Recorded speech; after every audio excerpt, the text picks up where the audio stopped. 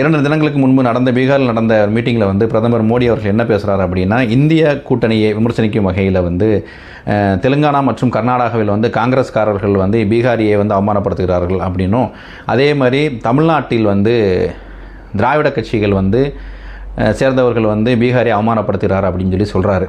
இப்போது அதில் சில பிஜேபியை சேர்ந்த கட்சி நிர்வாகிகள் இங்கே என்ன சொல்கிறாங்க அப்படின்னா, அவர்கள் வந்து தமிழர்களை புண்படுத்தவில்லை, டிஎம்கேவை தான் விமர்சனம் பண்ணாருன்னு சொல்லி சொல்கிறாங்க. சரி, அவங்களுக்கு ஒரு கேள்வி. ஒட்டுமொத்த இந்திய தேசத்தின் அளவிலாக இந்தியர்களை அவர் கொச்சப்படுத்தும் விதமாக ஒரு பக்கத்து நாட்டுக்காரங்க நம்மகிட்ட பேசுகிறாங்க, நம்மளை பேசுகிறாங்க அப்படின்னா அதில் கட்சி பாகுபாடு யாரும் பார்க்க போகிறதில்ல. பிஜேபிக்காரங்க இப்படி செஞ்சிட்டாங்க அப்படின்னு சொல்லி சொல்கிறாங்க, பிஜேபியை சார்ந்த ஒரு குற்றம் பண்ணிட்டாங்க. உதாரணத்துக்கு நம்ம லலித் மோடி அந்தவெல்லாம் தப்பிச்சு போனாங்க, இப்போ 1000 கோடி அடிச்சுட்டு போனாங்க. அப்படி போகும்போது அப்போ என்ன ஆகுது அப்படின்னா, அவங்கள வந்து பிஜேபியை சார்ந்தவங்கன்னு யாரும் பார்க்குறதில்ல, ஒட்டுமொத்த தேசத்தின் ஒரு ஆளாக தான் பார்க்குறோம். அதேமாதிரி இப்போது கரண்ட்டில் மக்களால் வாக்கு செலுத்தப்பட்டு ஆட்சியில் இருக்கக்கூடிய கட்சி வந்து டிஎம்கே. அப்போ நீங்கள் டிஎம்கே விமர்சனம் பண்ணாலும் ஒன்று தான், தமிழகம் சார்ந்த மக்களை விமர்சனம் பண்ணாலும் ஒன்று தான். நீங்கள் சொல்லக்கூடிய அளவுக்கு ஒரு பகுத்தறிவோடு அதை வந்து பிரித்து பார்க்குற அளவுக்கு பீகார் இருக்கக்கூடிய மக்களுக்கு அந்த மனநிலைமை நீங்கள் பேசக்கூடிய அந்த களத்தில் இருக்கக்கூடிய மக்களுக்கு இருக்குமான்னு கேட்டால் கண்டிப்பாக இருக்காது.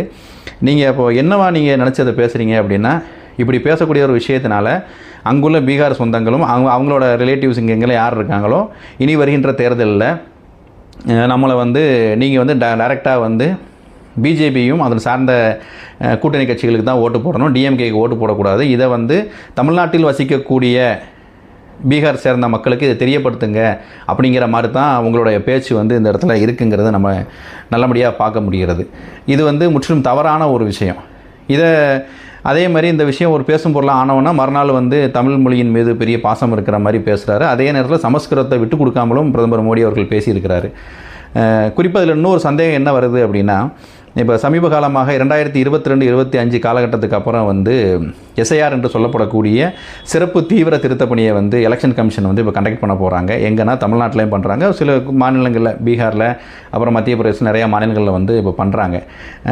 அதை பண்ணும்போது இப்போ மோடியோட பேச்சுக்கும் அங்கே எஸ்ஐஆர் நடக்கிறதுக்கும் ஏதாவது ஒப்பிட்டு சில விஷயங்கள் ஏதாவது குளறுபடிகள் இருக்குமாங்கிற ஒரு ஐயம் வந்து தமிழ்நாட்டு மக்களுக்கு இப்போ வர ஆரம்பிச்சிருக்குது.